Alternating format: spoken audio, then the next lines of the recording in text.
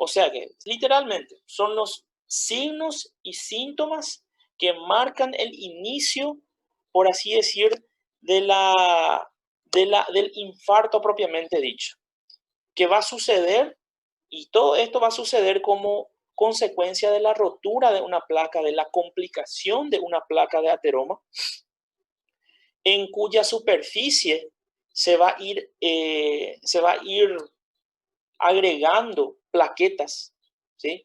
Para formar un trombo, ¿sí? Ese trombo que va a ocluir completamente o parcialmente el vaso coronario, ¿sí? Y produciendo también entonces, pudiendo producir también embolización distal, o sea que soltar también algunos coágulos para que esos coágulos puedan llegar a vasos más pequeños, ¿sí? Y entonces todo eso va a llevar a una obstrucción de la perfusión del miocardio, o sea que a la obstrucción del paso de sangre hacia el tejido miocárdico.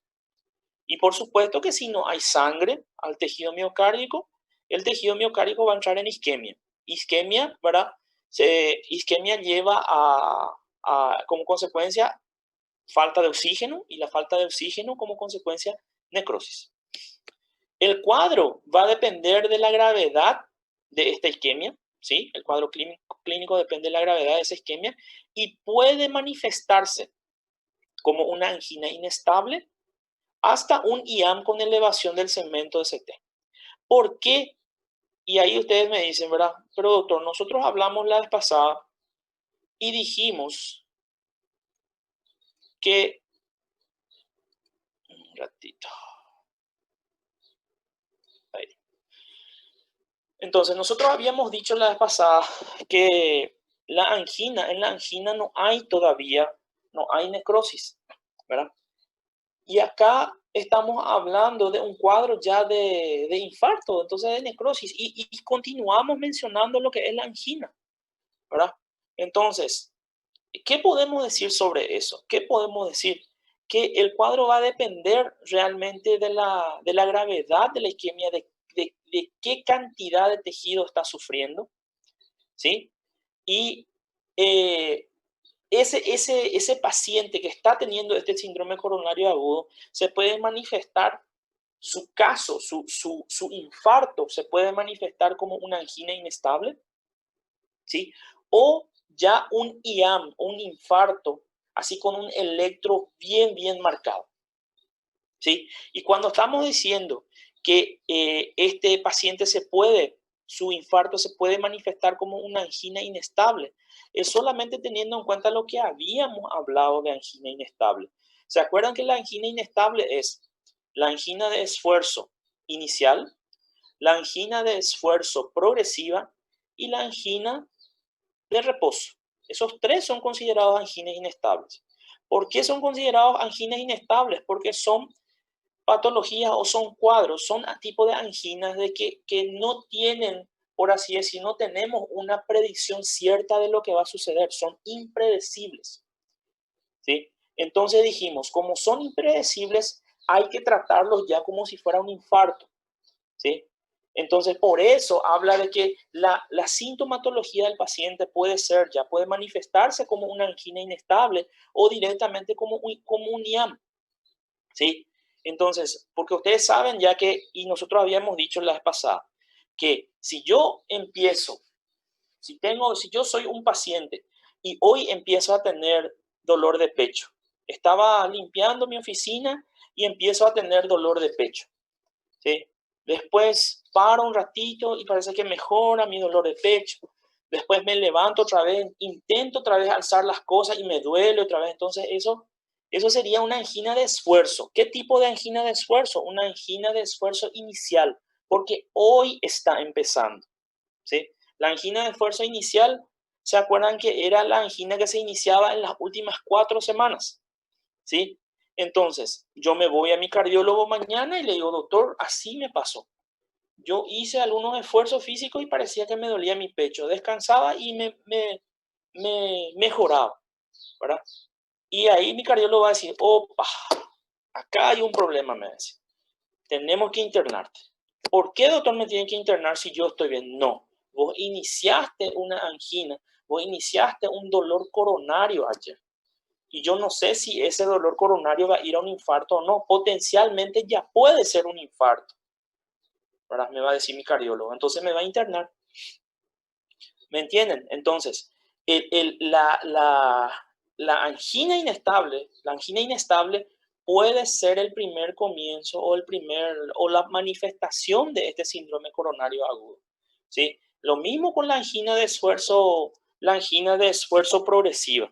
Aquella angina que estaba, por así decir, estable, que nunca cambió, pero que ahora en las últimas 3 semanas parece que me duele más, parece que dura más, parece que el esfuerzo que tengo que hacer es menor, ¿verdad? Entonces le cuento a mi cardiólogo y me dice también, opa, tenés que estar internado también. ¿Por qué? Porque es una angina inestable. Y la angina de reposo, ¿verdad? Por supuesto.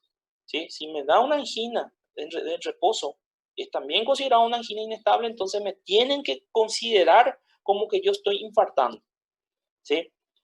Y la diferencia con el infarto agudo del miocardio, ya por así decir, bien establecido, con elevación del ST, es que muchas veces estos pacientes que están debutando o están haciendo un síndrome coronario agudo, ¿verdad? Con una angina inestable, su electro no es tan sugestivo a un infarto. Su electro no parece un infarto, ¿sí? Pero sí puede estar siendo. Y acá tenemos los dos tipos de síndrome coronario agudo, ¿sí? Síndrome coronario agudo que puede ser con elevación del ST o sin elevación del ST, ¿sí? Este síndrome coronario agudo es nada más y nada menos que el inicio del infarto, como estábamos diciendo. Entonces, la persona puede iniciar ya su infarto con un electro, con cambios importantes en el electro, ¿sí? Bien establecidos como una onda Q bastante negativa o un segmento ST allá arriba, que es lo que le da el nombre a este tipo de infarto. O también hay algunas personas que van a venir con dolor de pecho, va a ser un infarto, pero ellos no movilizan, el ST no sube, más bien puede estar descendido, ¿sí? Puede estar normal con una onda T negativa o puede ser un electro completamente normal. Pero eso no significa que esa persona no está teniendo un infarto. Sí está teniendo un infarto. La fisiopatología nomás es un poco diferente. ¿Está bien? Entonces, referente justamente a la fisiopatología, la aterosclerosis es la causa de más del 90% de los casos de enfermedad coronaria. O sea que prácticamente todos los pacientes que tienen enfermedad coronaria tienen algún tipo de aterosclerosis.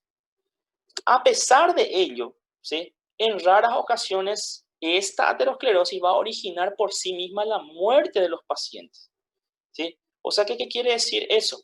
Que tener placa de ateroma no significa que yo voy a morir sí o sí, ¿sí? Tener una placa de ateroma no significa que yo voy a morir. No es la placa de ateroma la que mata, ¿sí? Entonces, a pesar entonces de eso, de que la mayoría de los pacientes con enfermedad coronaria se relaciona o tiene aterosclerosis, en raras ocasiones origina por sí misma la muerte de los pacientes, sino a través de su manifestación clínica aguda, los llamados síndromes coronarios agudos, y estos están precipitados por la trombosis intraarterial aguda, con o sin vasoconstricción arterial añadida y causan una reducción aguda del flujo coronario.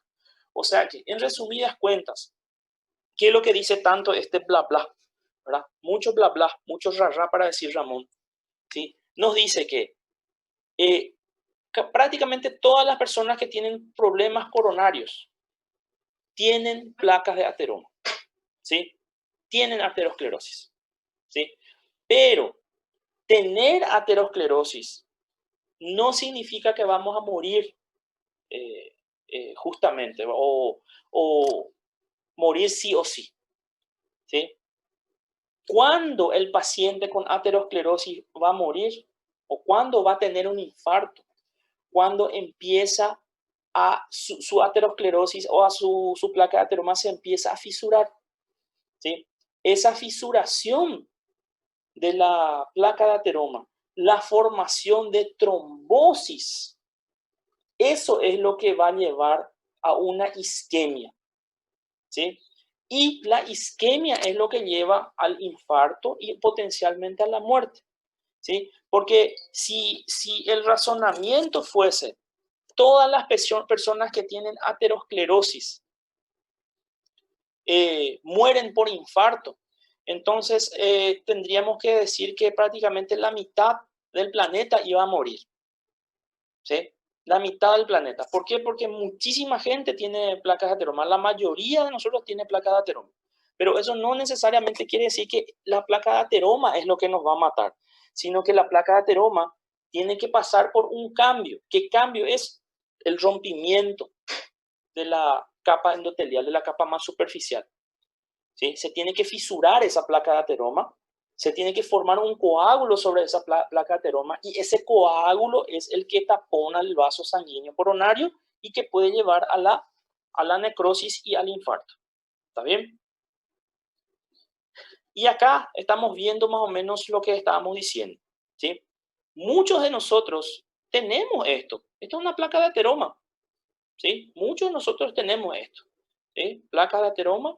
Y acá vemos, ¿se acuerdan que habíamos visto, o creo que va a ser acá, no, habíamos visto ya cómo se va formando la placa de ateroma, ¿verdad?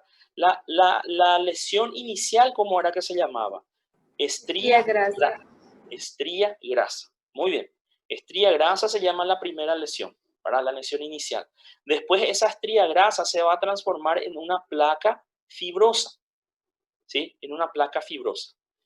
Y esa placa fibrosa se puede romper un poquitito, ¿sí? Romper, puede poner en contacto, esa rotura se puede poner en contacto el lípido que está adentro, macrófagos que están adentro, con el exterior y eso va a hacer que las plaquetas vengan, se agrupen sobre esa fisuración de placa, formando el coágulo y taponando, así como están viendo acá, taponando el vaso, obstruyendo el vaso completamente y no permitiendo que la sangre pase al otro lado, ¿sí? Entonces, recordar eso. No es porque nosotros tenemos placa de ateroma que todos vamos a morir de un infarto, ¿sí? Hay ciertas condiciones que se tienen que llevar para que suceda eso, ¿verdad? Y una de ellas es que la placa de ateroma se fisure, se complique y sobre ella se forme un coágulo. ¿Está bien? Prof, então é correto dizer que o síndrome coronário agudo ocorre na situação da placa complicada em si só, não nas outras duas etapas anteriores. Sí puede. Vamos a explicar eso un poquito más tarde. Sí puede también. Tá bom.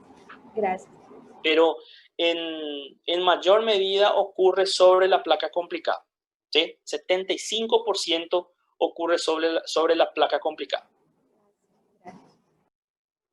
Bueno, y justamente acá, este slide, en el 75% de las trombosis coronarias agudas se producen sobre una placa complicada, mientras que el 25% restante de la trombosis se produce sobre la erosión superficial de la capa endotelial. O sea, que, ¿qué quiere decir eso?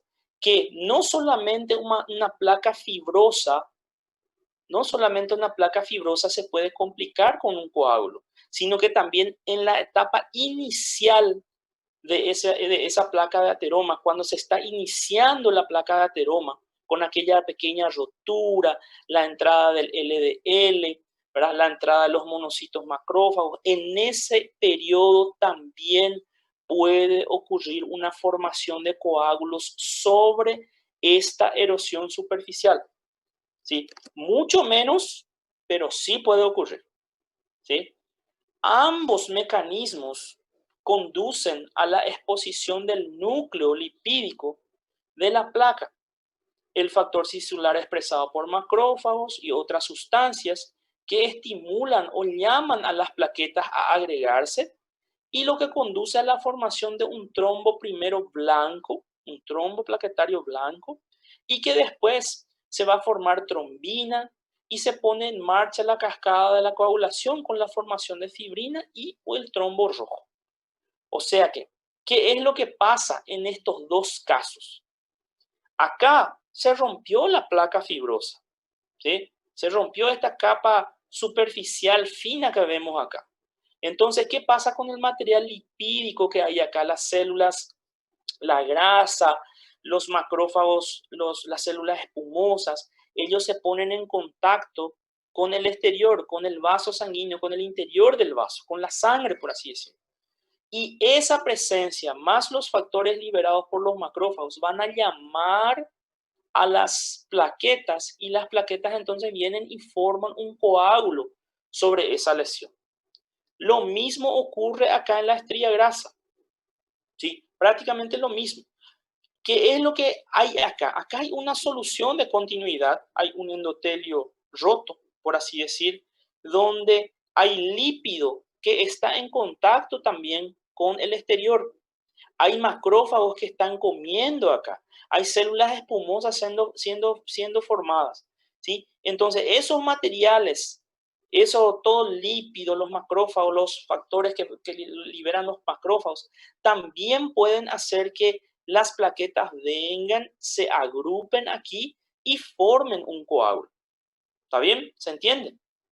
Lo importante, o por ejemplo, la parte central de esto, es que podemos decir que lo que es importante para llamar a las plaquetas es que el lípido y materiales de los macrófagos se pongan en contacto con la sangre, ¿sí? Que se pongan en contacto con la sangre. Al romperse acá, macrófagos, lípidos y eso se ponen en contacto con la sangre. Entonces, eso es lo que va a llamar a las plaquetas. Y acá sí que con más razón, ¿verdad? Porque acá se está iniciando la placa de ateroma. Acá se está iniciando la placa de ateroma y todavía está abierto y los lípidos están acá entrando, hay macrófagos trabajando, células espumosas, entonces todo eso está en contacto con la sangre y eso va a hacer que las plaquetas vengan y se agrupen sobre este local. ¿Está bien?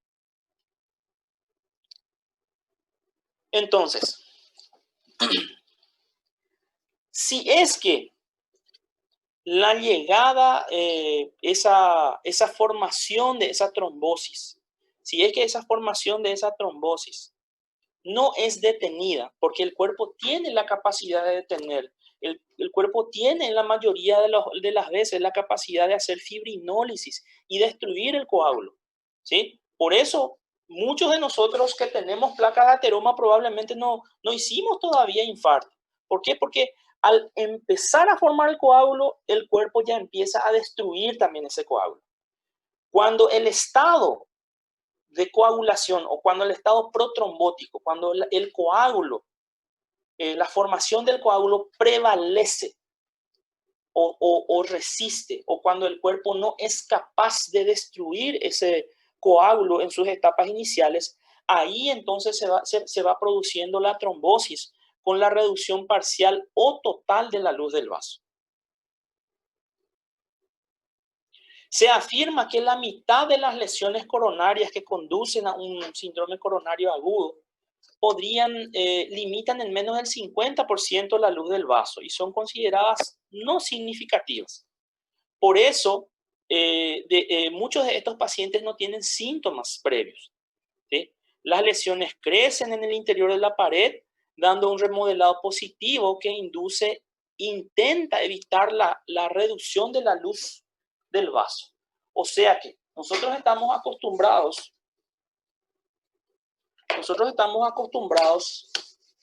a, cuando estudiamos placas de ateroma y la vez pasada, ¿verdad?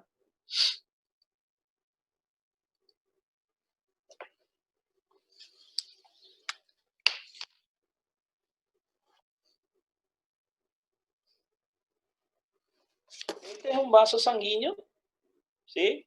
Este es un vaso sanguíneo parcialmente ocluido por una placa de ateroma, ¿sí? Esta es la placa que está cerrando prácticamente, ¿verdad? El vaso sanguíneo. Y acá están circulando la sangre. ¿Está? Entonces, ¿qué es lo que sucede en muchos de los pacientes también que tienen placas de ateroma? Tienen placas de ateroma e incluso ya se está obstruyendo incluso hasta un 50% de la luz del vaso, pero ese paciente no tiene ningún síntoma. ¿Qué es lo que sucede con esos pacientes? Es que en vez de formar las placas de ateroma así, de esta forma, o como nosotros habíamos también dibujado así, de esta forma, ¿verdad? Así también habíamos dibujado. Muchos de estos pacientes hacen placas de ateroma, pero hacen placas de ateroma dentro de la pared del vaso, ¿sí? Dentro de la pared del vaso, y esa placa de ateroma va creciendo en forma concéntrica, ¿sí? Va creciendo en forma concéntrica y no va así, agarrando prácticamente todo el diámetro del vaso sanguíneo, no solamente en una parte, ¿me entienden? Entonces, ¿qué es lo que sucede con eso? Prácticamente puede estar ya, 50% del vaso puede estar ya ocluido, pero no hay mucho problema porque el crecimiento de la placa de ateroma es dentro de la pared, ¿sí? Dentro de la pared del vaso, y más difícilmente se fisura, ¿sí? Más difícilmente. Este se fisura más difícilmente que este. Entonces, por eso estos pacientes normalmente no tienen síntomas. Pueden vivir con esa placa de ateroma por el resto de la vida que no tienen síntomas. ¿Y qué es lo que está haciendo el cuerpo cuando hace esto, cuando promueve este crecimiento de la placa de ateroma de esta forma? Está intentando reducir la luz del vaso, intentando no reducir, evitar la reducción de la luz lo máximo posible, ¿sí? Para que justamente no haya los problemas de circulación, o sea, problema de entrega de sangre, y además de eso, evitar que se fisure fácilmente. ¿Se entiende? Sí, profe. El riesgo de la rotura de una placa, espera un ratito. Ahí. El riesgo de rotura de una placa depende más de la composición del grado que del grado de obstrucción que produce. ¿Qué quiere decir eso? Yo puedo tener una placa de ateroma, una placa fibrosa, que está ocluyendo 50, 60, 70% de la luz del vaso, ¿sí? Analizo esa placa fibrosa y esa placa fibrosa tiene muchísimas fibras musculares lisas, poquita cantidad de lípidos, 20% de la placa es lípido. Y tiene muchísimo colágeno, tiene muchísimas fibras musculares lisas, están todas entrelazadas y le tiene así bien, por así decir, bien firme a la placa de ateroma, ¿sí? Entonces, ¿qué es lo que sucede? Aparte de esa placa, yo puedo tener otra placa, una placa más chica que ocluye 30% del vaso, ¿sí? Ocluye 30% del vaso. Pero esa placa que es más chica, la primera era enorme, 60% más o menos está ocluyendo. La segunda tiene 30% de oclusión nomás, pero su composición es más del 40% de lípido. Tiene mucho lípido, mucha grasa, mucha célula espumosa, mucho LDL modificado, y tiene pocas fibras musculares lisas, ¿sí? En la superficie, y tiene poco colágeno. Entonces, ¿cuál de ellas ustedes creen es más peligrosa? ¿Cuál de ellas es más peligrosa? La menor. ¿Eh? La menor, que tem mais A líquido. menor. Es la menor. ¿Por qué? Porque la menor tiene menos fibras musculares. Es más inestable. Así como dice acá, es una placa vulnerable, ¿sí? Tiene mucho lípido, tiene pocas fibras musculares lisas, ¿verdad? Entonces, y tiene también una capa endotelial muy fina. Entonces se puede romper más fácilmente, ¿sí? Es mucho más chica que la anterior, pero la más chica es fuerte, es bien constituida.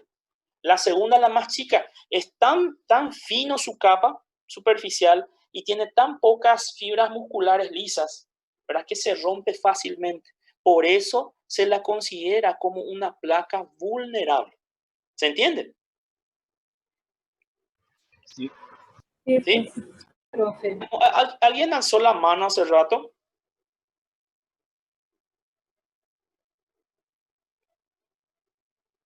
¿Alguien pidió la palabra? Yo Acho que não, profe.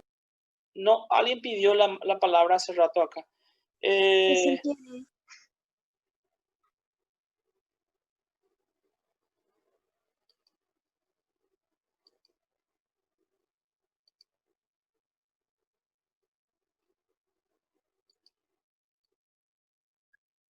Sí, un ratito.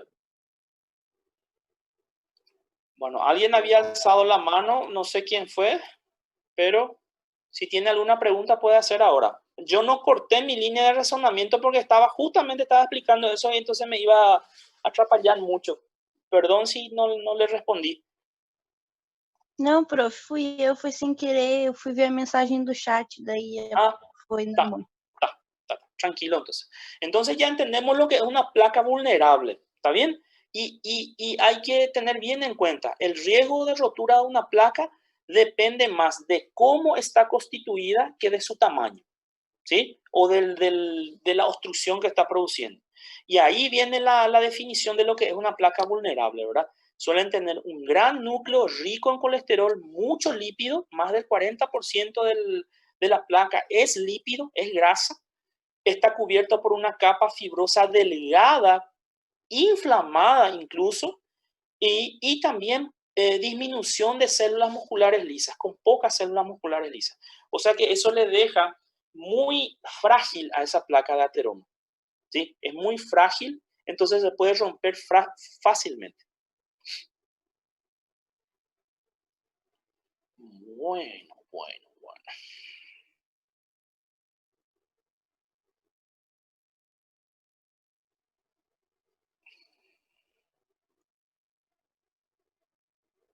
Este ustedes van a tener, este ya está ya en la plataforma, chicos.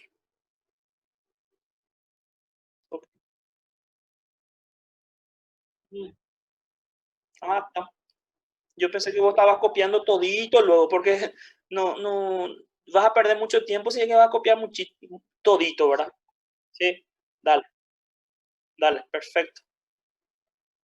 Bueno, entonces, ¿y cuáles son los factores desencadenantes de la rotura de la placa? ¿Qué es lo que va a ayudar? ¿Qué es lo que facilitaría la rotura de la placa? En la gran mayoría son factores desconocidos, ¿verdad? Pero tanto los factores relacionados directamente con la circulación, eso se llama reología, ciencia que estudia la circulación de la sangre, ¿verdad? O sea que tanto los factores que determinan cómo está fluyendo la sangre, el ritmo circadiano, inflamación sistémica, todo ello puede tener un papel en la rotura de la placa. Otros factores físicos también, psicosociales, ambientales, pueden desencadenar también vasoconstricción coronaria, efectos que ayudarían a producir más coágulos de forma transitoria y también producir rotura de placa y la trombosis coronaria. ¿Sí? Acuérdense que cuando dice factores psicosociales, estamos hablando principalmente del estrés, ¿sí? Mucho estrés físico y mental.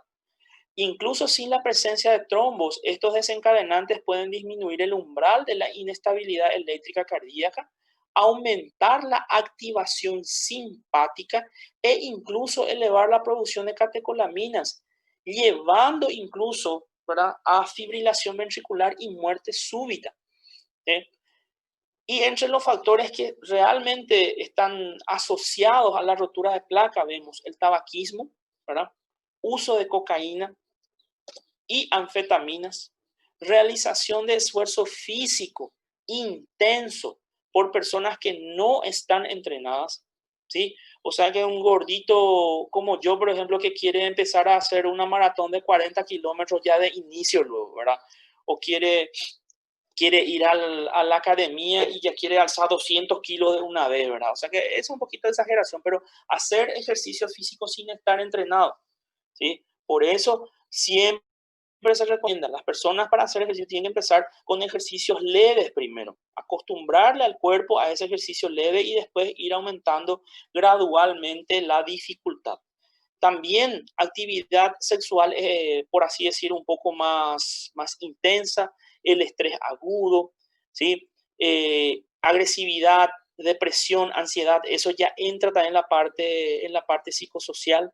Ingesta de comidas copiosas, comidas muy gordurosas, alcohol, ingesta de alcohol, el frío que produce vasoconstricción, ¿verdad? Infecciones respiratorias como gripe y polución atmosférica teóricamente también ayudarían de alguna forma a romper las placas de ateroma.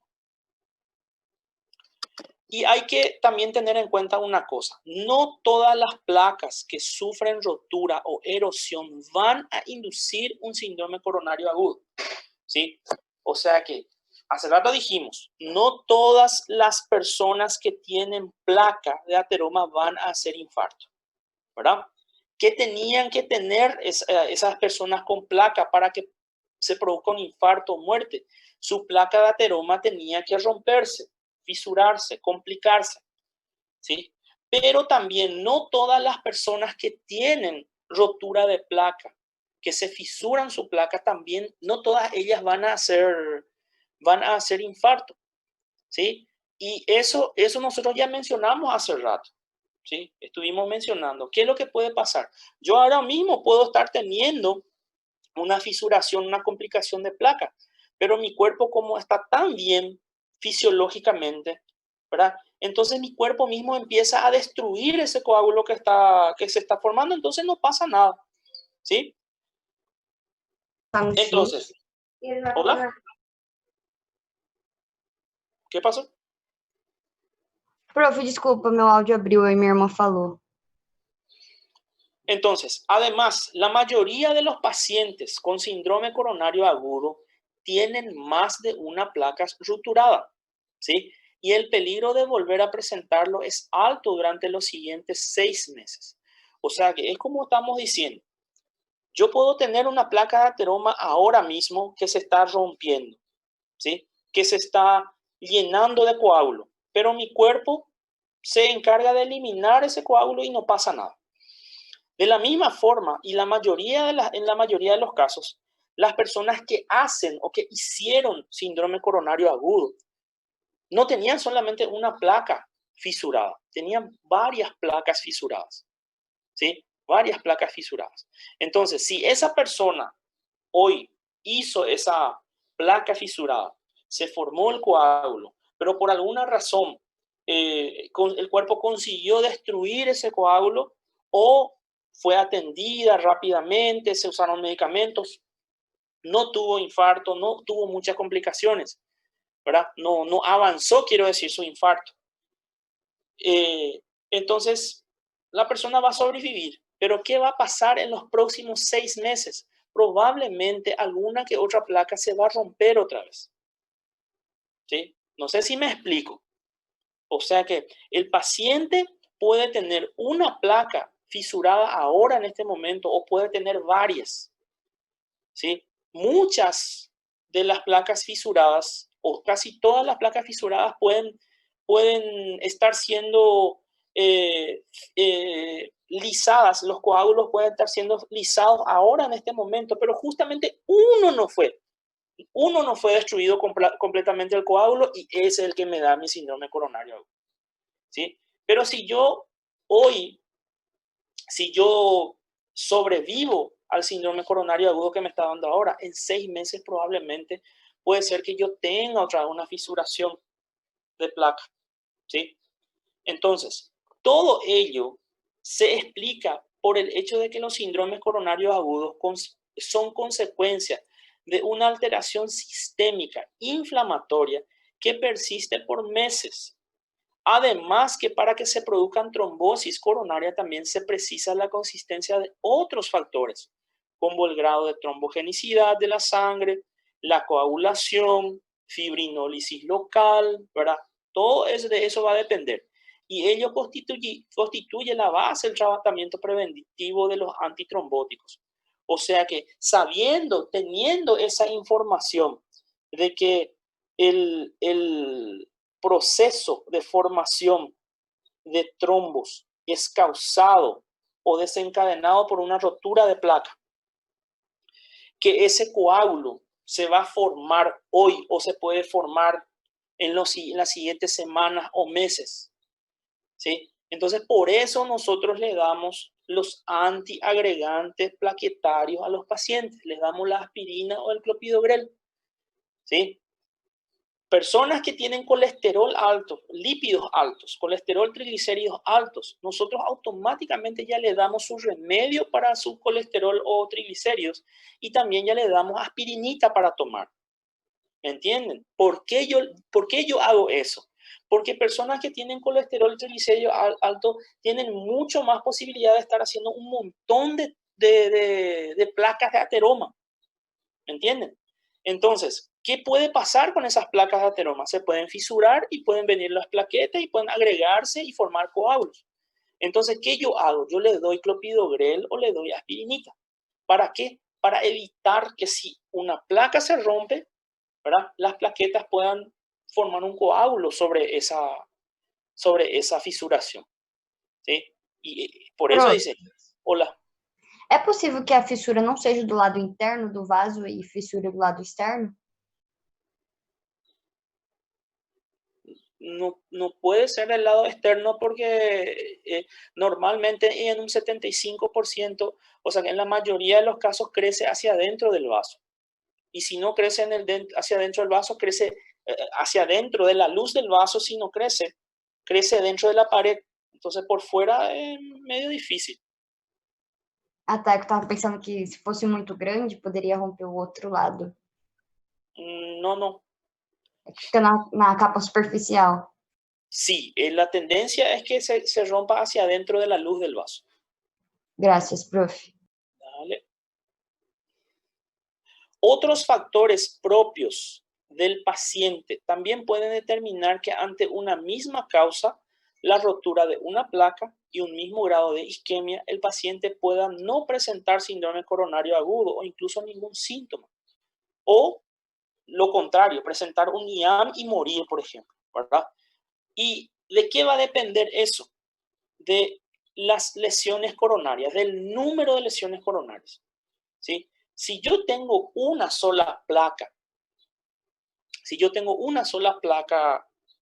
de ateroma, vamos a suponernos, el riesgo de tener una placa fisurada es mucho más difícil, ¿verdad? Pero si yo tengo un montón de placas de ateroma en mis coronarias, ¿sí? Varias de ellas, o sea que es mucho más, es lógico decir que esas innúmeras placas de ateroma alguna de ellas pueden estar rotas, ¿sí? Entonces, cuanto más lesiones coronarias yo tenga, cuanto más placas de ateroma fisuradas yo tenga, peor es, ¿sí?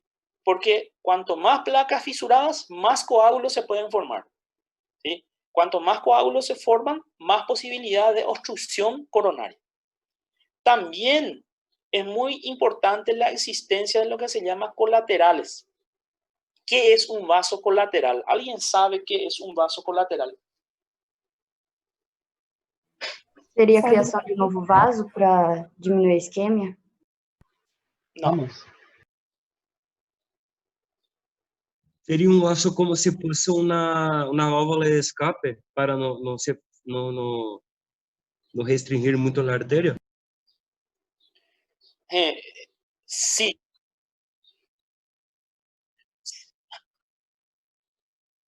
No. Quando tem algum tipo de estenose, professor, e aí cria uma conexão? No también. Hay algunas cosas que dijeron que tiene relación, que está más o menos morno, ¿verdad?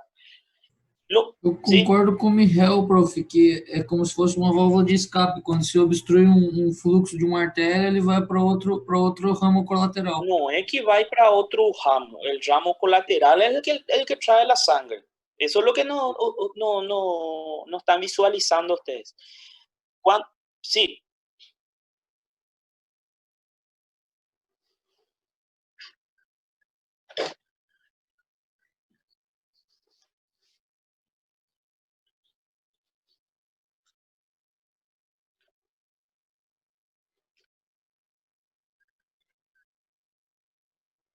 No, não é por obstrução.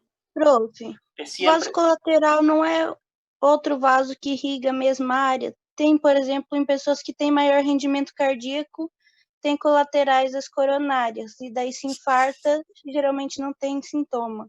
Sí, señorita, ahí está la respuesta que yo estaba buscando. ¿Sí? En el organismo, normalmente dentro de nuestro organismo, nuestros tejidos siempre tienen una, así como alguien dijo, una válvula de escape. ¿Qué quiere decir eso? Que la mayoría de las veces, si estos son dos territorios vasculares, este territorio A y este territorio B. Territorio A, vamos a hacer ABC. 3 territorios vamos a poner acá. ¿Sí? 3 territorios. Territorio de B es irrigado por una arteria. Territorio C también es irrigado por otra y otra. Cada una tiene su arteria principal, ¿sí? Pero cada una de ellas también manda ciertas colaterales al otro lado. Entonces, normalmente el tejido, nuestros tejidos, siempre tienen un vecino que manda algún vaso sanguíneo compartir la sangre con el territorio vecino. Entonces, ¿qué pasa, por ejemplo, si este vaso sanguíneo tiene una placa de ateroma acá y se obstruye acá?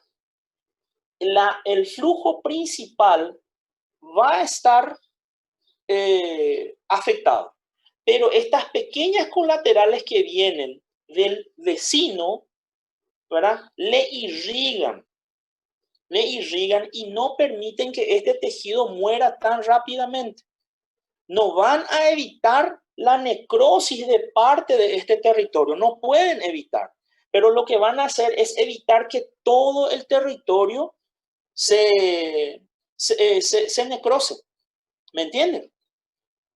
Y no es que, por ejemplo, acá este vaso se ocluyó y ahí empieza a formar colaterales. No, esas colaterales ya existen. Esas colaterales ya son parte de la anatomía de ese tejido, ¿sí?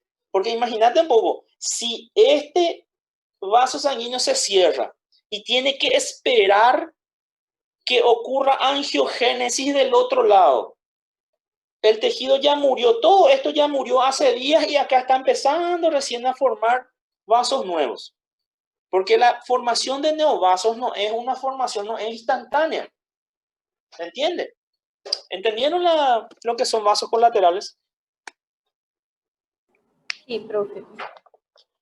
Entonces, estos vasos colaterales son los que van a también impedir para que si hay algún tipo de oclusión de un vaso importante, ¿verdad? Ese territorio irrigado por ese vaso importante necrose de una forma muy rápida, ni que sea muy extenso esa necrosis. ¿Está bien? Otra cosa también que influye mucho sobre, por así decir, la gravedad de la isquemia, para decir que va a ser una isquemia grande o una isquemia pequeña, es también si el paciente ya tuvo algún IAM previo, algún infarto previo.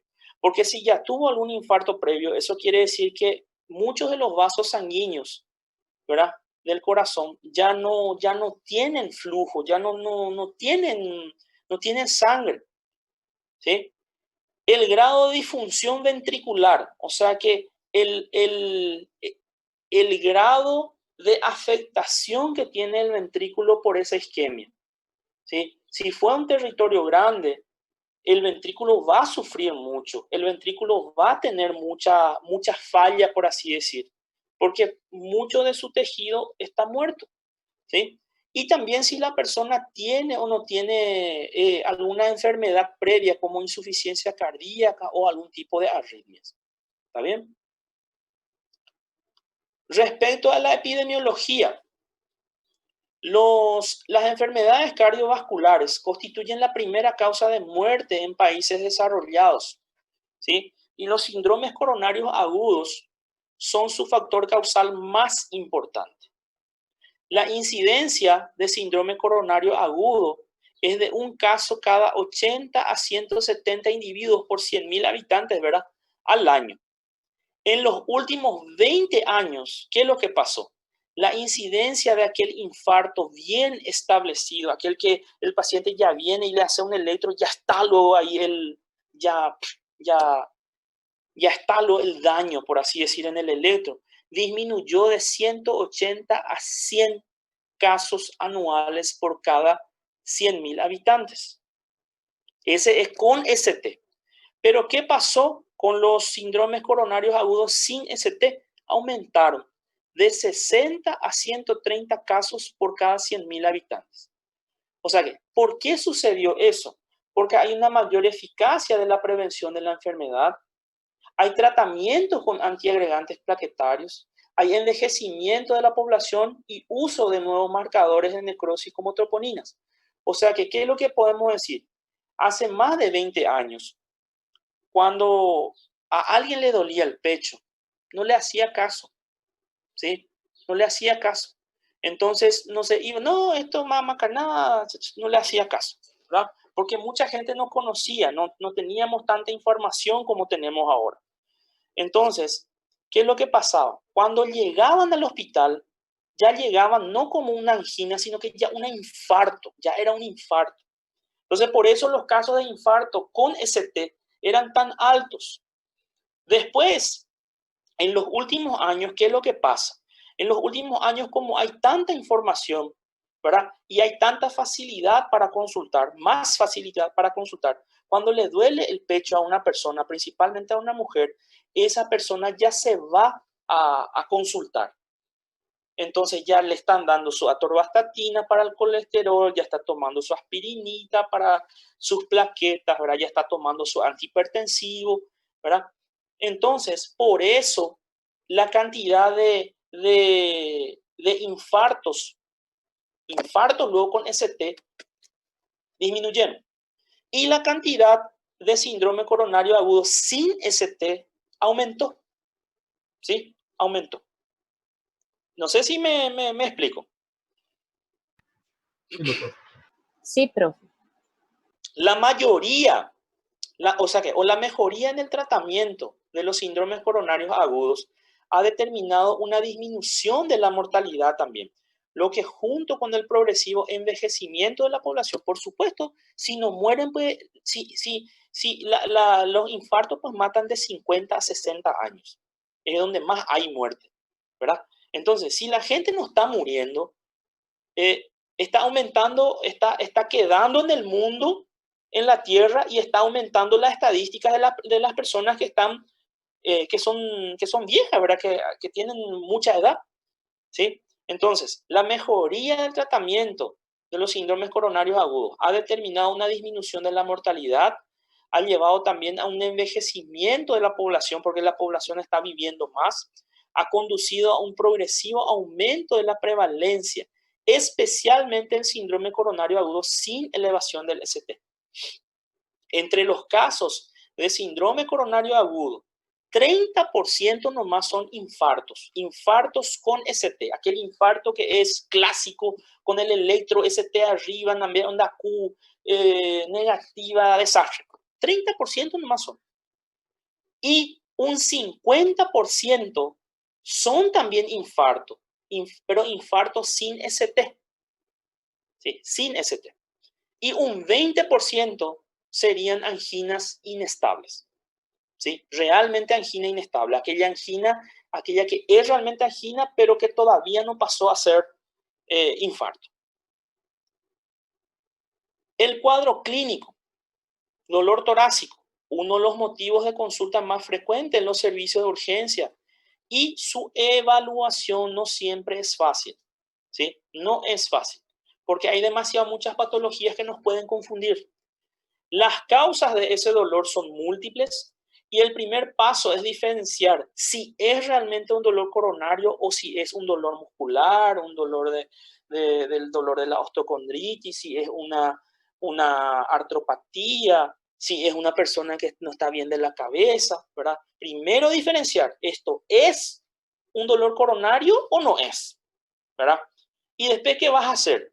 Cuando te das cuenta que es realmente un síndrome coronario, ¿verdad? Un dolor de pecho opresivo que va al brazo, al cuello. Cuando te das cuenta que es un dolor coronario, entonces hay que hacer un electro, ¿sí? Y al hacer el electro, vos te vas a dar cuenta si hubo elevación del ST o si no hubo elevación del ST, ¿sí? Y hacer un diagnóstico más preciso acerca si es una angina inestable nomás o si es un IAM y establecer el riesgo del paciente. El electro te va a ayudar muchísimo, la clínica con el electro. Y hay que tener en cuenta una cosa, chicos. Cuando decimos que es difícil hacer el diagnóstico, es cierto. ¿Por qué? Porque de 100 personas que vienen a la consulta por dolor de pecho, solamente 15% es un infarto agudo de miocardio, ¿sí? 5% es angina inestable y 5% es cualquier otra cardiopatía, ¿sí? Y miren, 75% de todos los dolores de pecho no son coronarios, ¿sí? Son de cualquier otro origen, ¿sí? Radiculares, psíquicos, inflamación, gastritis, cualquier cosa es, 75%. Es crucial hacer el diagnóstico en menos de 20 minutos, ¿sí? Únicamente con la clínica y el electro, o sea que no podemos estar perdiendo tiempo. Nosotros tenemos que ser capaces de discernir si esa es una clínica, un síndrome coronario agudo, ¿verdad? Tenemos que ser capaces de discernir si ese electro ya cambió, si es o no es un infarto, y de esa forma nosotros iniciamos el tratamiento inmediatamente. ¿Está bien? Ok. Ahí terminó. Y vamos a dar un pequeño receso de 5 a 10 minutos y continuamos con infarto. ¿Está bien? ¿Tienen alguna pregunta? No, profe. No. Cuando hablemos de infarto, enseguida vamos a hablar de infarto y va a quedar más claro todavía. ¿Sí? Acá habla mucho de estadística y esas cosas, entonces cuando hablemos de infarto va a ser más legado, como se dice. ¿Está bien? Va? Y cuando hablemos de, ¿cómo se llama? Cuando miremos el electro, los cambios que hay en el electro, sí que más todavía va a ser interesante porque es fácil identificar. Si conocemos ya, si ustedes aprovecharon bien la clase de electro que tuvimos la vez pasada, le va a ser muy útil ahora. ¿Está bien? 5 minutitos, chicos. Olá. Mas naquele que mostrou as diferenças no eletro, que podia ser onda T mais negativa e tudo, o senhor falou que podia ser normal o eletro também, né? Sim, pode ser E normal. aí o que a gente faz se é normal? Aguarde y confíe. Ya vamos a hablar de eso.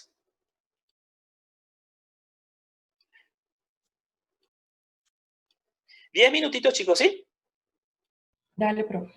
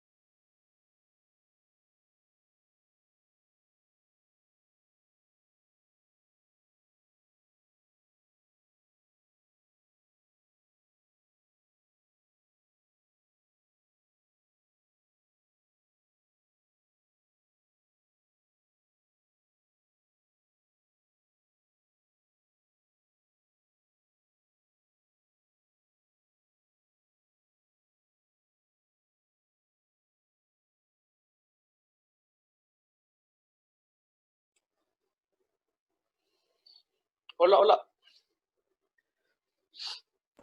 Olá, prof.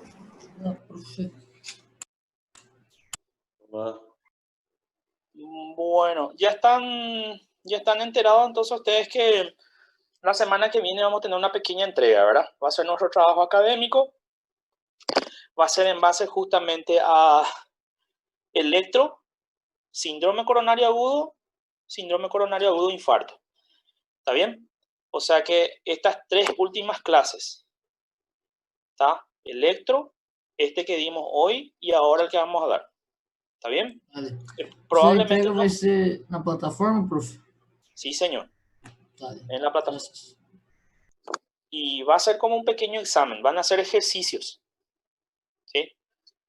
Van a hacer ejercicios y algunas preguntitas. Algunas que otras preguntitas. Tá? Professor, aí a doutora estava comentando que esse conteúdo que vai ter na entrega não vai mais para a prova, é isso mesmo? Ya no va. Porque ya van a ser evaluados, pues. Falta una semana nomás ya para el... Va a faltar una semana nomás ya para el examen, entonces... ¿Está bien? Sim, prof. Gracias. No sé, si quieren puedo poner nomás otra vez, no hay ningún problema. Não, tá ótimo assim. Bueno.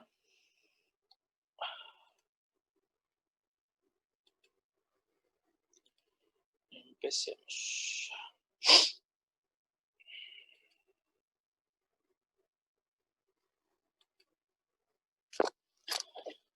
Bueno, imagen bastante sugestiva, bastante característica de una persona con dolor anginoso, dolor de pecho.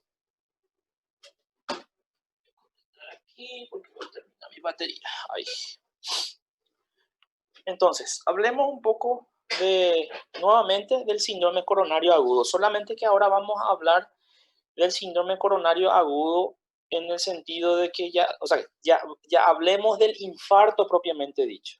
Lo que nosotros estuvimos hablando recién es del inicio, ¿verdad? Cómo puede ser, cómo se presenta, etc. Ahora vamos a ver un poco los cambios que van a ocurrir en base al accidente de placa que hay, ¿verdad? Porque sí o sí para que haya un infarto tiene que haber un accidente de placa, ¿sí? Accidente de placa es cuando se fisura la placa de ateroma. Entonces, recordar un poquito, ¿verdad? Síndrome coronario agudo o el infarto puede ser con ST elevado o sin ST elevado, ¿está? Entonces acá podemos ver un electro donde el segmento ST, ustedes consiguen identificar, ¿verdad? P, Q, R, la S que está cortada y que ya se continúa con una T grande, ¿sí? Acá está, este sería el normal, ¿verdad? P, Q, R, S, espacio entre S y T, y después recién la T. Acá nosotros vemos una onda Q grande, profunda, ¿verdad? Negativa, y también vemos que el ST, seguido de este, ya no existe, sino que está acá arriba, ¿sí? Acá arriba, la S viene hasta acá nomás y después ya se continúa con una T formando como si fuera una cúpula, ¿sí? Esto vamos a ver después que es una señal inequívoca y una señal certera de que es un infarto agudo de miocardio. Después, estos pacientes también pueden venir con un infarto, pero el infarto puede ser con un electro normal, una onda T negativa o un segmento ST no arriba, sino que abajo, ¿sí? Y esto, ¿cuál es la diferencia? Así como estaba preguntando la compañera, ¿cuál es la diferencia entre este y este? Es la fisiopatología. ¿Qué es lo que causa esto y qué es lo que causa esto? ¿Sí? Entonces, vamos a definir un poco lo que es infarto. Infarto quiere decir necrosis miocárdica. ¿Y cuál es el origen de esa necrosis miocárdica? Una isquemia. O sea que generalmente una placa de ateroma que está en una coronaria, ¿sí? Esa placa de ateroma se fisura. ¿Qué pasa después? Se agregan plaquetas sobre esa fisura, se forma un coágulo sobre esa fisura y entonces es como que obstruye completamente el vaso sanguíneo y entonces la sangre ya no puede pasar por estos vasos sanguíneos y entonces todo el territorio irrigado por esa arteria sufre. ¿Tá? Esta enfermedad o esta patología tiene un predominio masculino, se ve más en varones que en mujeres. Su mayor incidencia se presenta entre los 55 y 64 años. Y no solamente es frecuente, sino que también es altamente fatal, ¿sí? La mortalidad, podríamos decir que en la fase aguda se estimaría entre un 25 y 50%. Imagínense un poco, ¿sí? ¿Qué quiere decir eso? Que si ahora, en este momento, están infartando 100 personas acá en Paraguay, en las próximas horas van a morir 25 a 50 de esas 100 van a morir, ¿sí? ¿Y qué es lo que ocurre cuando hay una isquemia? ¿Qué es lo que ocurre? Cuando hay una isquemia, la lesión que va a resultar por la falta de oxígeno justamente es lo que se llama necrosis isquémica, ¿sí? Y acá lo que tenemos que tener bien en cuenta una cosa, chicos, ¿sí? Existen semejanzas entre angina e infarto. Y también existen diferencias entre angina e infarto, ¿sí? ¿Cuáles serían las semejanzas entre angina e infarto? Por ejemplo, la angina es causada por placas de ateroma, ¿sí? Es relacionada con placas de ateroma.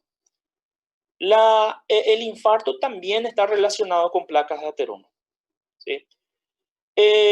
La angina es causada por una isquemia, ¿sí? Por isquemia, ¿sí?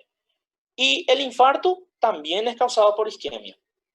¿Y cuál es la diferencia entre los dos? Esas son las dos como por decir, semejanzas. Los dos están relacionados con placa de ateroma y los dos están relacionados con isquemia, ¿sí? Pero, ¿cuáles son las dos diferencias?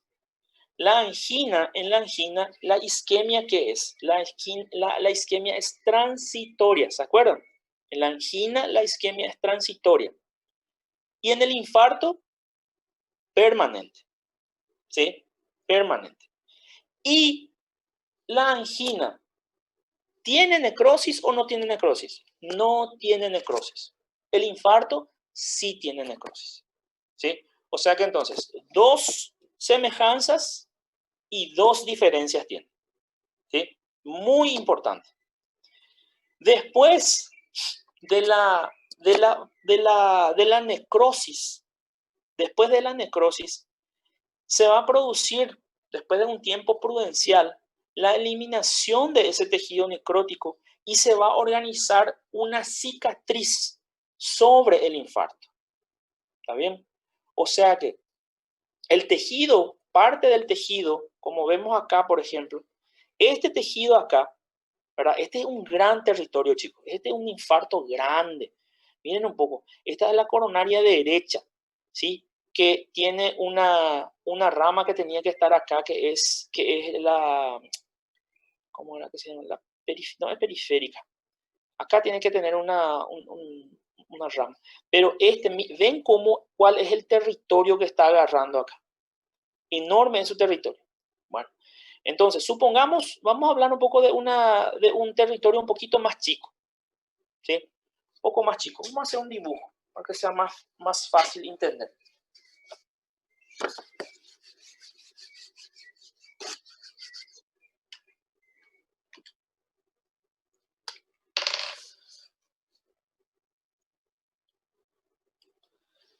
Entonces, este es mi músculo cardíaco. Este es ¿cómo se llama? El ventrículo izquierdo, ¿sí? Entonces, este ventrículo izquierdo, acá estaba viniendo una coronaria que irriga toda esta parte. Toda esta parte. Esta coronaria irriga esta parte. Y justo acá ocurrió un accidente de placa, se formó un coágulo y se taponó ese vaso. Entonces, todo este territorio irrigado por esa ramita de esa coronaria va a sufrir isquemia y por consiguiente, ¿qué va a sufrir? Necrosis. Entonces, en un tiempo prudencial, y si el paciente sobrevive, si el individuo sobrevive, ¿qué es lo que va a pasar sobre este tejido necrótico? El cuerpo va a empezar a formar una cicatriz fibrosa. ¿Cómo? Ustedes tienen alguna cicatriz en su cuerpo, ¿sí? Una cicatriz. Entonces, solamente que esa cicatriz que se va a formar acá es un tejido más fino, mucho más fino que el grueso tejido muscular del ventrículo. Es mucho más fino, es finito. ¿Sí? ¿Por qué? Porque es una cicatriz. ¿Tiene capacidad de contraerse? Ya no tiene capacidad de contraerse. Entonces, ¿qué va a pasar con la función global de este ventrículo? ¿La función global aumenta o la función global disminuye? Disminuye. ¿Por qué? Porque perdió gran parte de su tejido muscular. Entonces, eso quiere decir que este músculo ya no es tan fuerte como antes, porque perdió tejido muscular. ¿Sí? Entonces, como le estoy diciendo, necrosó y este tejido que está acá se va a organizar en una cicatriz fibrosa, pero una cicatriz mucho más fina. ¿Está bien? Bueno, entonces, al inicio, ¿qué es lo que pasa al inicio de la necrosis? ¿Qué pasa al inicio de ese infarto? Al inicio las lesiones son microscópicas, ¿sí? ¿Y qué es lo que pasa con los miocitos? No es que de entrada ellos ya van a morir, sino que van a empezar a quedar ondulados, se van a ondular, ¿sí? Después, con el correr de las horas, más sufrimiento celular, células como ya están muriendo, después de 6 horas ya se hinchan, se edematizan. Y en ese lugar va a haber depósito de grasa, ahí donde está infartando, y también va a extravasar un poquito de hematíes, va a haber un pequeño sangrado también en ese lugar.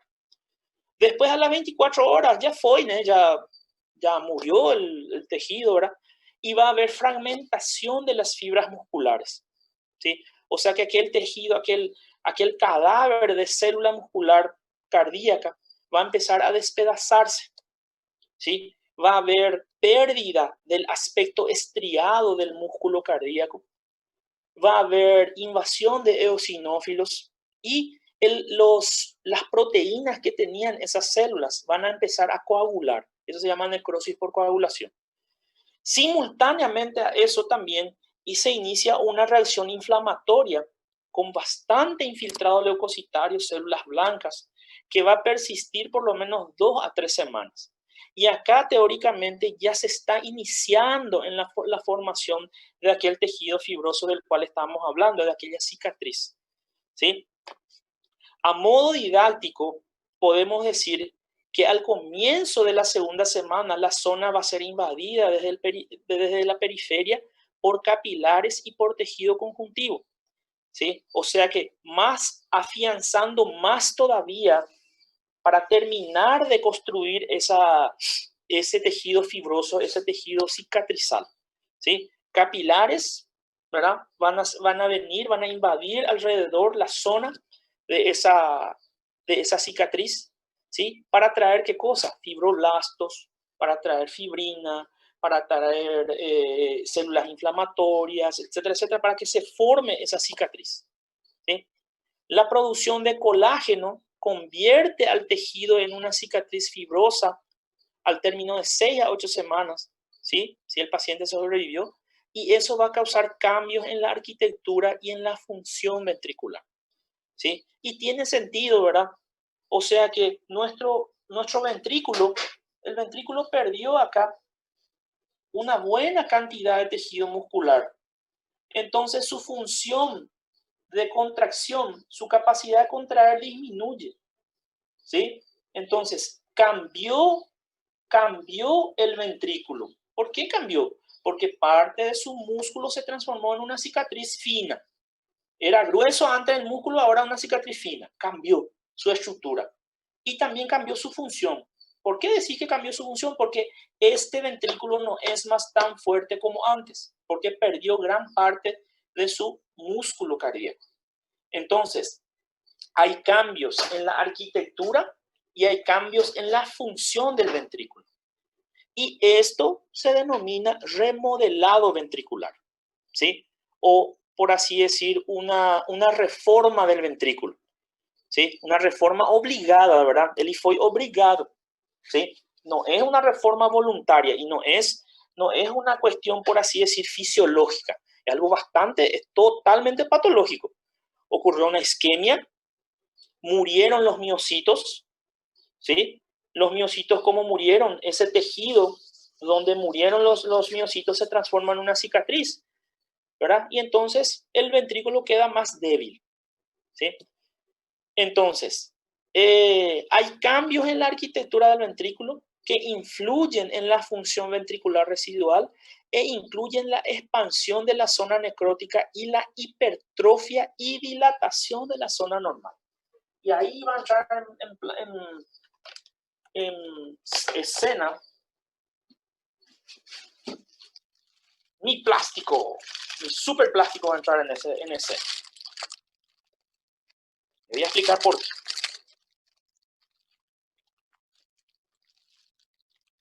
Ya casi rompí todo ya mi plástico.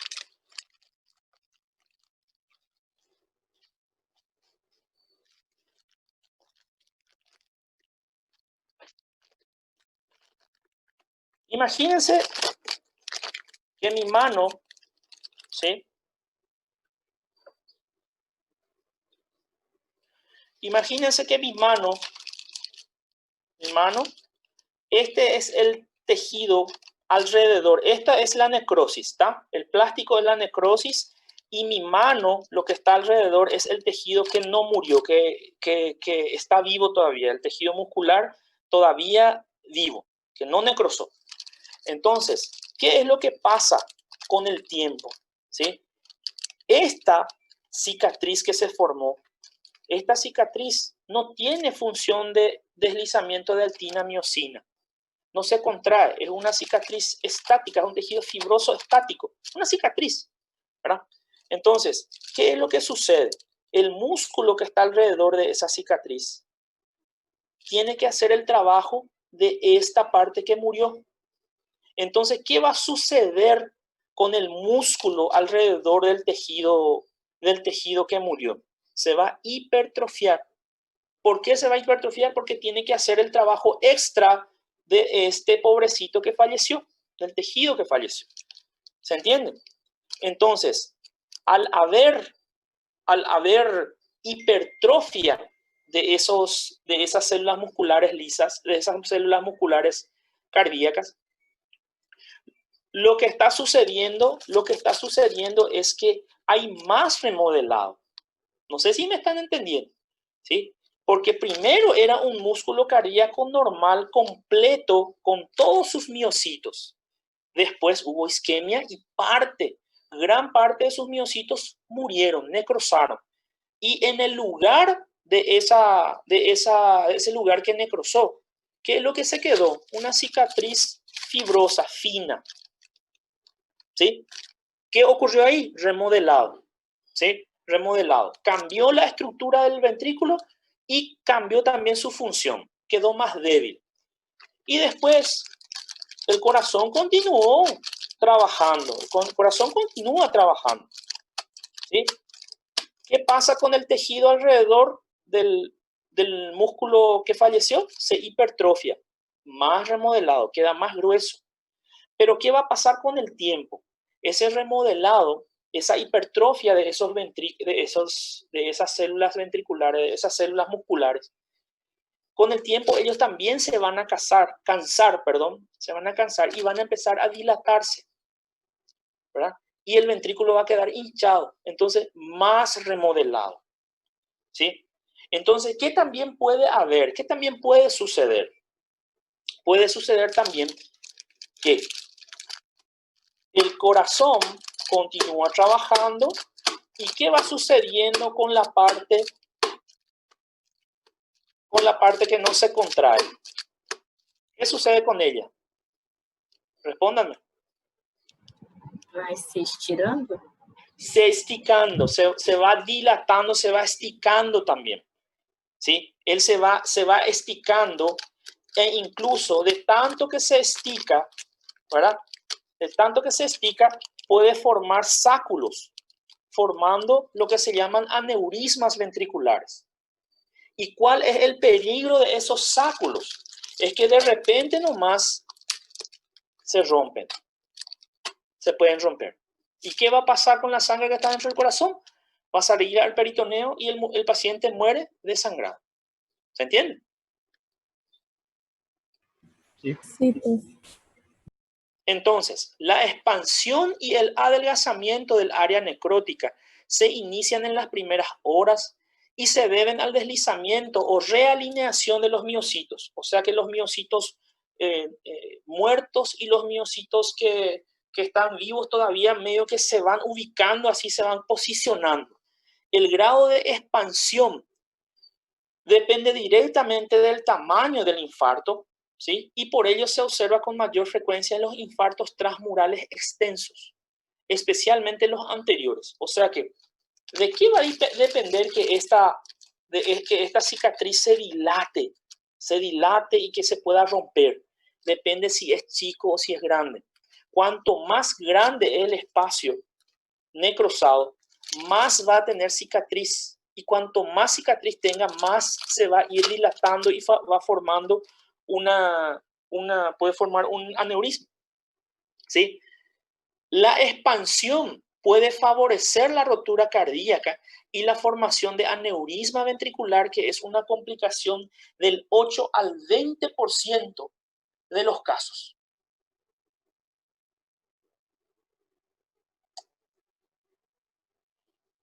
Un ratito.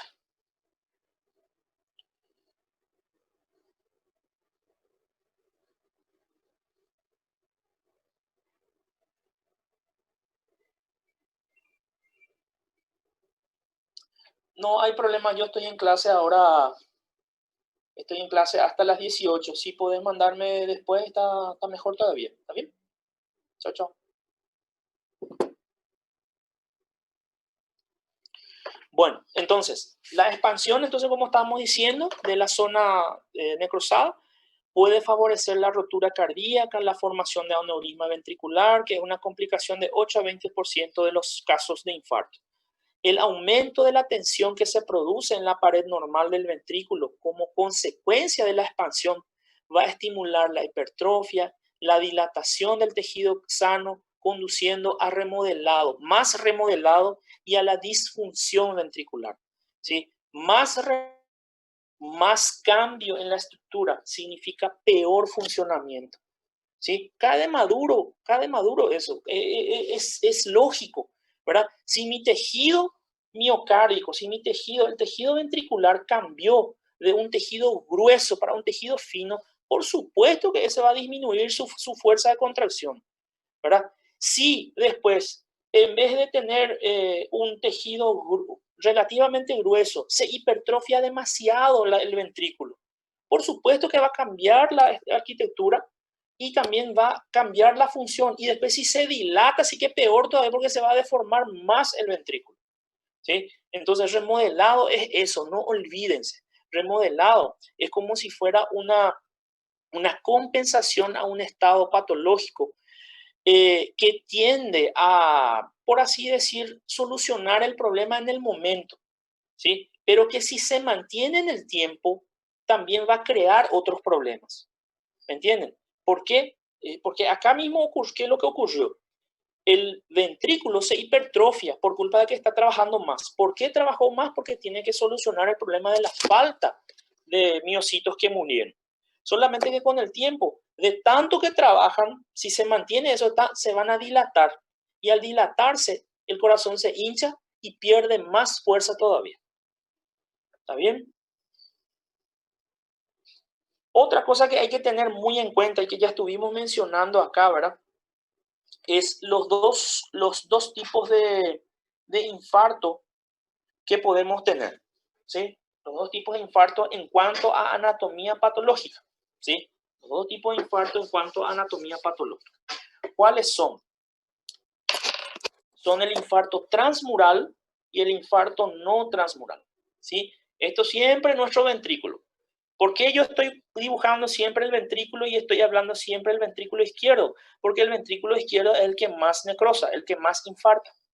Entonces, ¿qué es un infarto transmural? Es un infarto que abarca todo el espesor de la pared, ¿sí? Ese es un infarto transmural. Y cuando vemos electro y ya vemos que el electro ya está con una Q, ¿verdad? Una Q profundo, ¿verdad? Y con un ST arriba, ¿verdad? Así como vimos hace rato, esto está significando la onda Q profunda, quiere decir infarto transmural, que agarró todo el espesor de la pared. Es malo eso. Y de ahí es ruin, ¿sí? Y cuando no tiene la onda Q, tiene solamente el segmento ST arriba, entonces eso quiere decir que es un infarto no transmural. ¿Y qué quiere decir infarto no transmural? Es un infarto que abarca hasta 20, 30% de la pared, hasta la mitad más o menos, pero que deja todavía un poquito de tejido sano. Ese es el no transmural o subendocárdico. ¿Está bien?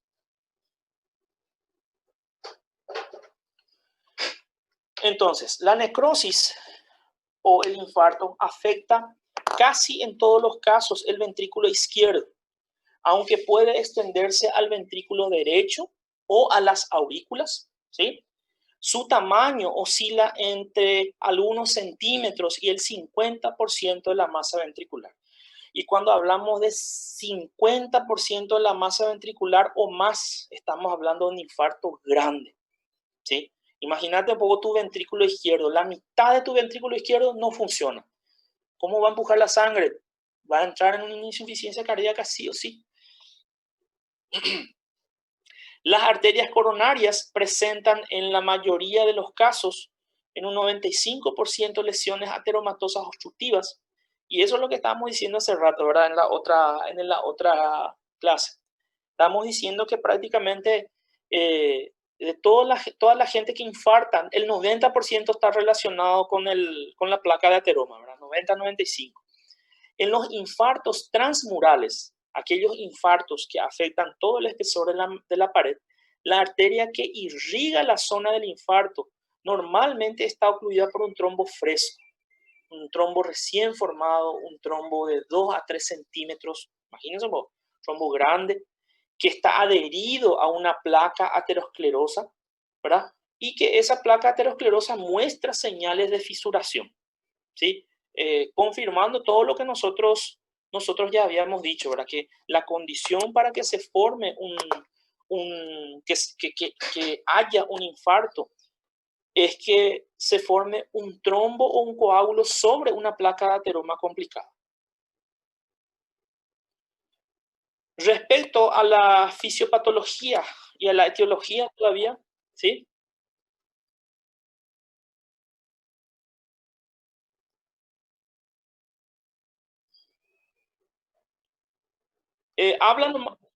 Habla de los infartos transmurales, ¿sí?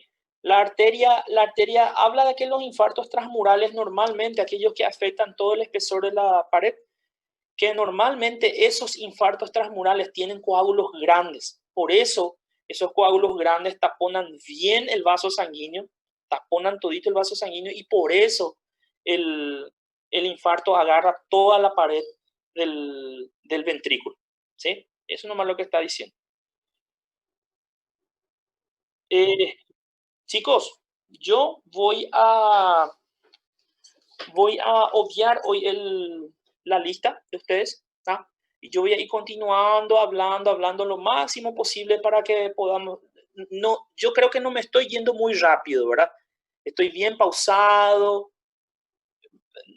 ¿Sí, verdad? ¿O estoy muy rápido? Sí, profe, no, está bueno.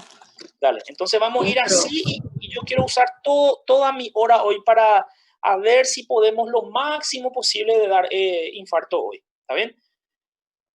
Porque después tenemos una sola clase nomás ya antes de la entrega, antes de la semana de la entrega. Bueno, entonces, respecto a la fisiopatología y la etiología, la rotura de la placa, ya sabemos, es lo que va a desencadenar el infarto, ¿verdad? No es la placa de ateroma. La placa de ateroma se tiene que fisurar, se tiene que romper la placa de ateroma. Entonces, ¿qué es lo que sucede cuando esa placa de ateroma se rompe, se fisura? Se expone el colágeno debajo, se expone también la grasa que está ahí, se expone los elementos de macrófagos que hay dentro de la placa. Y esos elementos son los que van a hacer que las plaquetas vengan sobre esa fisura de la placa y se empiecen a agregar. ¿Sí? Se agregan ahí. Y además de eso, ocurre otra cosa, ¿verdad? Las plaquetas ya se están agregando ahí y van ocluyendo el vaso sanguíneo, ya van cerrando el vaso sanguíneo. Y más todavía, o sea que algo más ocurre. Liberación de ciertas sustancias como el tromboxano que hace que ese vaso contraiga más todavía el vaso. Produce un espasmo y o que já estava sendo fechado por coágulo é mais fechado por vasoconstricción. ¿Sí? En las horas y los días siguientes, teóricamente, si el paciente sobrevive, ¿verdad? El trombo va a sufrir un proceso de eliminación, ¿sí? Que forma un proceso de lisis de forma que la prevalencia de oclusión completa es solamente el 50% a los 15 días y el 45% al mes. En algunos pacientes se ha demostrado que el espasmo coronario también puede causar infarto y eso también tenemos que tener en cuenta. Y cuando estamos hablando hace rato de placas de ateroma, que 90-95% de los pacientes que infartan tienen relación con placas de ateroma. Y el resto, y ese 5% es por otras causas. Una de ellas es el espasmo coronario, ¿sí? Espasmo coronario. La disección aórtica o coronaria, una embolia, tromboembolismo pulmonar, anomalías congénitas de las coronarias, laceración por traumas de las coronarias o arteritis, pueden producir también una reducción de la perfusión de la coronaria hasta un nivel crítico, provocar isquemia y conducir también a una necrosis miocárdica. Es más raro, pero puede suceder. Y otra cosa también que últimamente se está hablando mucho, con cierta frecuencia, es el infarto causado por el consumo de cocaína. ¿Qué es lo que hace la cocaína? La cocaína aumenta la frecuencia cardíaca, ¿sí? Hace trabajar más rápido el corazón y, ¿sí? Al trabajar más rápido y más fuerte, ¿qué es lo que está haciendo el corazón? ¿Está consumiendo más o consumiendo menos oxígeno? Más oxígeno. Está consumiendo más oxígeno. Entonces, como consume más oxígeno, necesita de más sangre, ¿verdad? Va a necesitar de más sangre viniendo por las coronarias. Solo que la cocaína es tan mala y tan sádica, ¿verdad? Que le cierra las coronarias. Hace un vasoespasmo coronario, ¿sí? Le tortura prácticamente al músculo cardíaco. Le dice, trabaje más y más fuerte. Pero en el momento de alimentarse, le cierra la coronaria. No sé si me explico. No caso, então, ele como se as coronárias se contraíssem, então. Sí, hace un espasmo de las coronarias. Produce, entonces, al hacer el espasmo, pasa menos sangre y entonces el miocardio no consigue alimentarse con oxígeno y necrosa.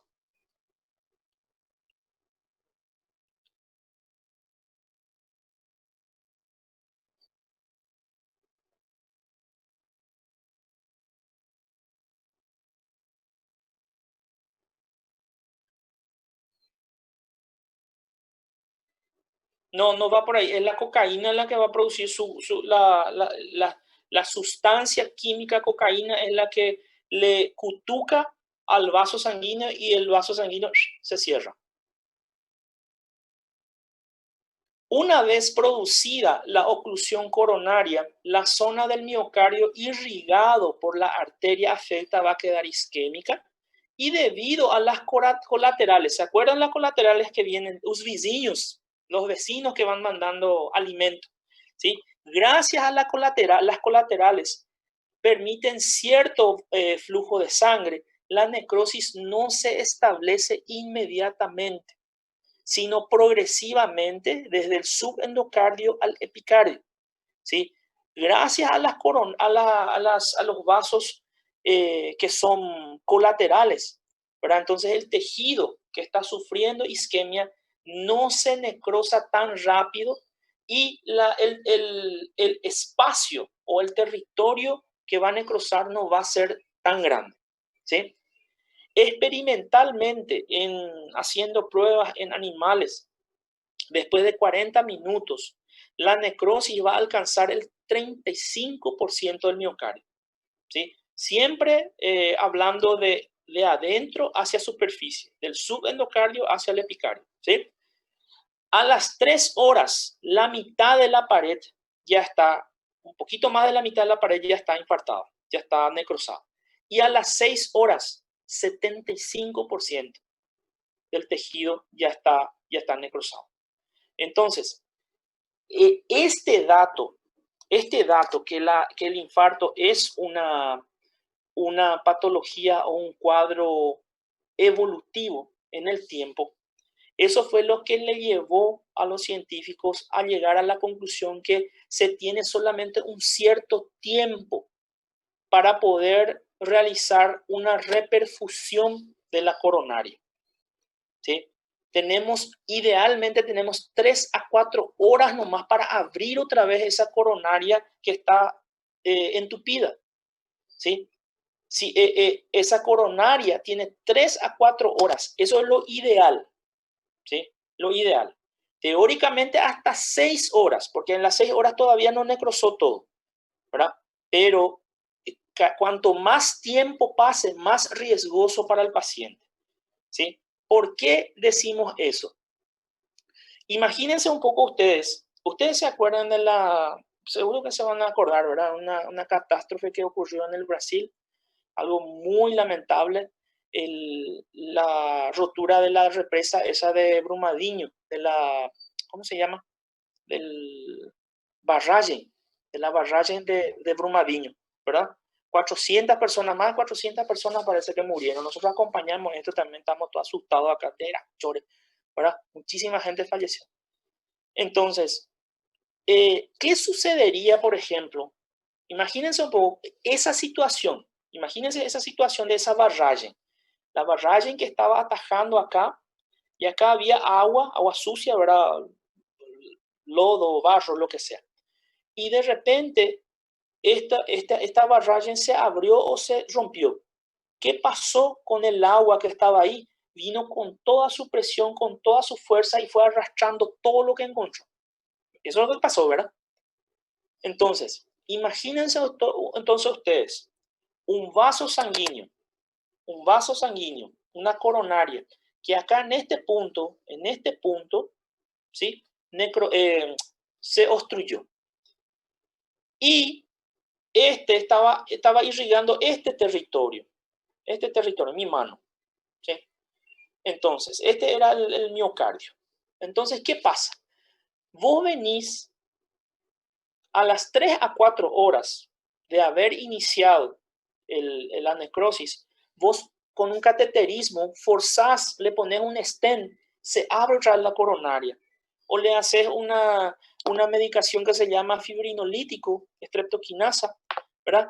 Y conseguís que el coágulo se derrita y nuevamente la sangre pasa.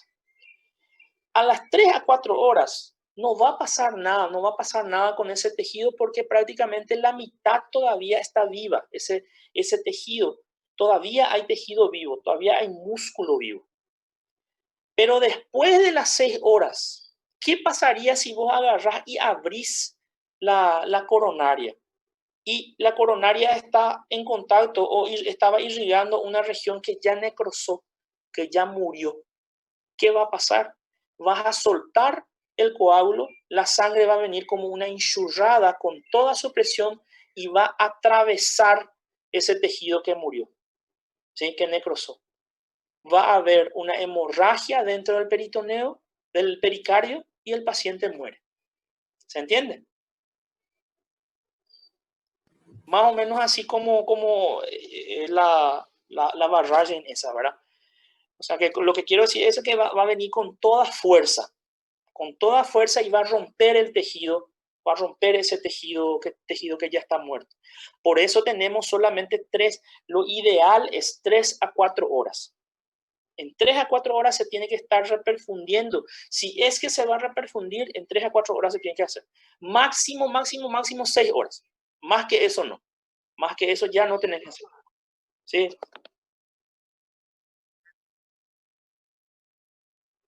No. ¿Cómo controlar eso?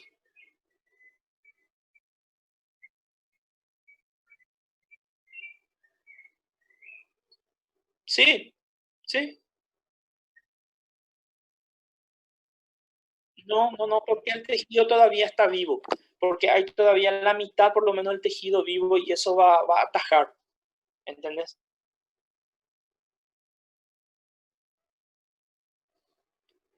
Entonces, recordar y tener bien en cuenta, la necrosis es un fenómeno dinámico y su extensión definitiva va a depender fundamentalmente de él. O sea que necrosis es un fenómeno que se va presentando, el infarto se va presentando de una forma cronológica en el tiempo y cuanto más tiempo pase, más tejido dañado, ¿verdad?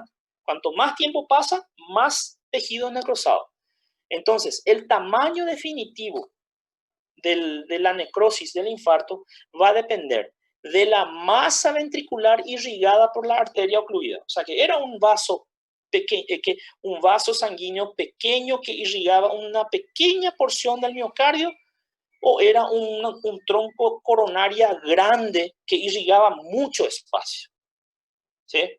Si era un vaso sanguíneo que irrigaba mucho territorio, claro que el infarto va a ser grande.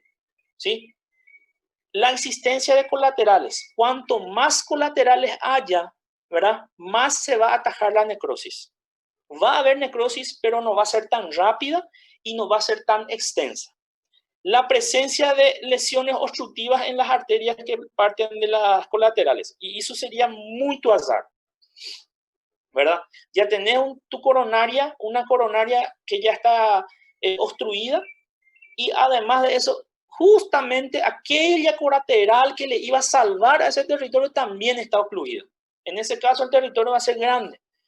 La posibilidad de reperfusión, ¿sí? Si tenés o no posibilidad de reperfundir a ese paciente.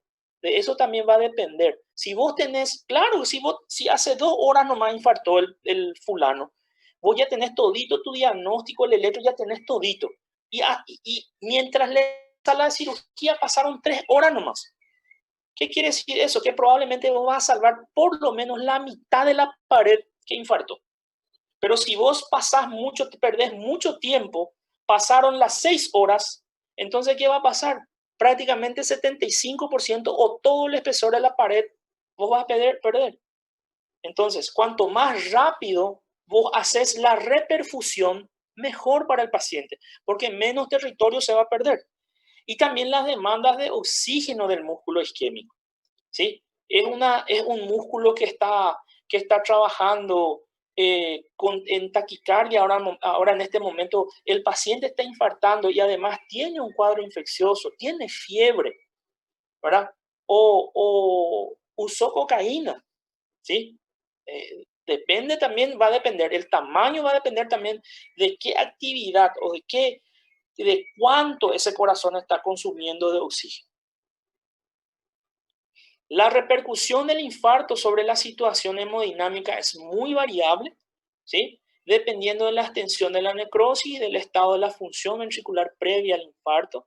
O sea que si yo tengo un corazón enfermo con insuficiencia cardíaca, si ya tuve el infarto antes, si tengo, qué sé yo, endocarditis, algún problema del corazón, y encima infarto, imagina la situación, mucho peor es el cuadro, ¿verdad? La respuesta del gasto cardíaco es variable. Los pacientes sin signos de insuficiencia cardíaca suelen cursar con una actividad cardíaca normal, ¿verdad? Por supuesto. Y pienso que estamos sobre la hora. Vamos a dejar hasta acá. diagnóstico clínico, cuadro clínico, y también vamos a dejar la parte de electro entonces para la siguiente clase. ¿Está bien?